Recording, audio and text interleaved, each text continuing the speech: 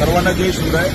आपण पाहतोय की आपल्या नारायणगावच्या मीना नदीला हा जो पूर पाहतोय तर हा पूर नाही तर हा महापूर जे असं म्हणत, कारण वडकच्या धरणातून जे पाणी सोडलं आणि आपण पाहतोय की संपूर्ण देशामध्ये पंजाब असेल, आता महाराष्ट्र असेल, सगळीकडेच मराठवाडा, बीड, सोलापूर सगळीकडे महापुराची फार मोठी परिस्थिती निर्माण झाली आहे. आणि आता नारायणगावला आपण पाहतोय इथं आपला मेहर पूल असेल, लेवकर पूल असेल, हे सगळे पाणी खाली गेले. आणि खरं तर माझी या माध्यमातून सगळ्यांना विनंती आहे की आम्ही एक रेस्क्यू टीम खरं तर आपल्यासाठी एक रेस्क्यू टीम तयार ठेवली. जर कुठं काही जर असा अनुचित प्रकार घडला, जर काही त्या ठिकाणी कुठली जर दुर्दैवी घटना घडली तर नक्कीच आम्हाला या ठिकाणी संपर्क करा.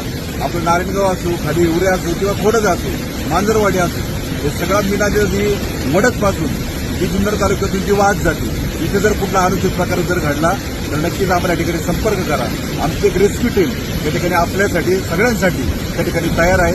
आणि आपण पाहतोय ग्रामपंचायतच्या माध्यमातून तिथे जे कर्मचारी हे पण या सगळ्या नदीकाठांना नक्कीच या ठिकाणी सुरक्षा देत होते, कारण अनेक लहान मुलं, महिला या ठिकाणी हा पूर पाहायला येतात. या ठिकाणी कर्मचाऱ्यांचे पण या ठिकाणी मनापासून धन्यवाद देतो. आणि आमच्या सगळ्या मित्रपरिवाराच्या माध्यमातून आपल्या जुन्नरकरांसाठी, शिवजन्मभूमीसाठी एक रेस्क्यू टीम प्रशासनाच्या पण पलीकडे जाऊन, कारण प्रशासनाची पण या ठिकाणी रेस्क्यू टीम असणारच आहे, परंतु आम्ही स्वतः मित्रपरिवाराने एक रेस्क्यू टीम आपल्यासाठी तयार ठेवली. कारण निमगाव सावेचं मागच्या 15 दिवसापूर्वी जेव्हा आपण उदाहरण पाहिलं, निमगाव सावेचा आमचे तरुण सहकारी त्या ठिकाणी नदीमध्ये बुडाला विसर्जनाच्या दिवशी, असा आपल्याकडे प्रकार घडायला नको म्हणून आम्ही एक आपल्यासाठी रेस्क्यू टीम तयार ठेवली. माझी पुनश्च एकदा आपल्या सगळ्या नागरिकांना, नदीकाठच्या सगळ्या लोकांना, शेतकऱ्यांना ही कळकळीची विनंती असेल की आपल्या लहान मुलांना, महिला भगिनींना कृपया या ठिकाणी या पुरापासून सगळ्यांनी स्वतःची काळजी घ्यावी ही मनापासून.